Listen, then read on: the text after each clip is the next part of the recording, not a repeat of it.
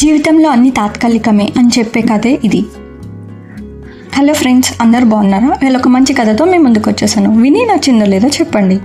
ఇది ఒక తెలివైన రామచిలుక కథ. ఒక అడవిలో 2 రామచిలుకలు ఉండేవి. అవి 2 అన్నదమ్ములు. అవి చాలా అందంగా ఆనందంగా ఉండేవి. ఒక వేటగాడు ఆ రామచిలుకల్ని చూశాడు. వాటిని ఎలా అయినా బంధించాలి అనుకున్నాడు. వెంటనే వాటిని ఒక పంజరంలో బంధించాడు. అవి రాజు దగ్గరికి తీసుకొచ్చాడు. రాజు ఆ చిలుకల్ని చూసి ఎంతో సంతోషించాడు. యువరాజు కూడా ఆ చిలుకల్ని చూసి ఎంతో ఆనందించాడు. వెంటనే వాళ్ళ సేవకులకు ఆజ్ఞాపించాడు ఆ చిలుకల్ని చాలా బాగా చూసుకోవాలని. వాటిని బంగారు పంజరంలో పెట్టారు.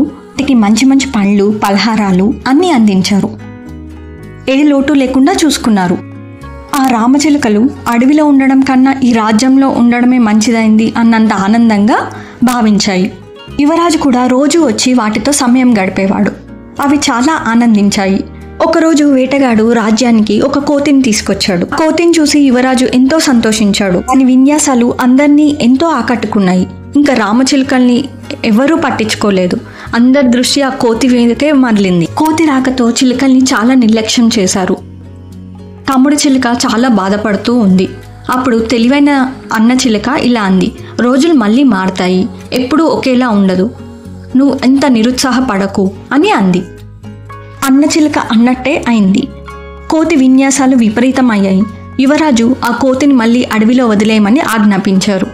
చిలుకల చెడ్డ రోజులు ఇక ముగిశాయి.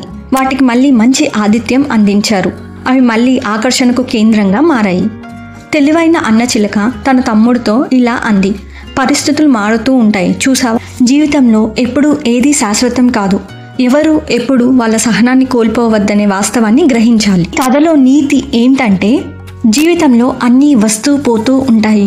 మంచి చెడు, సుఖం దుఃఖం, ఓటమి గెలుపు, దేనికి నిరుత్సాహపడద్దు అని చెప్పడమే ఈ కథ సారాంశం. ఈ ప్రపంచంలో ప్రతి ఒక్కటి తాత్కాలికమే. మార్పుని అంగీకరించి జీవితాన్ని ఆనందంగా గడపడమే మనం చేయగలిగినది. ఈ చక్కటి కథ మీకు నచ్చితే నా ఛానల్ని లైక్ చేయండి, షేర్ చేయండి అండ్ సబ్స్క్రైబ్ చేసుకోండి.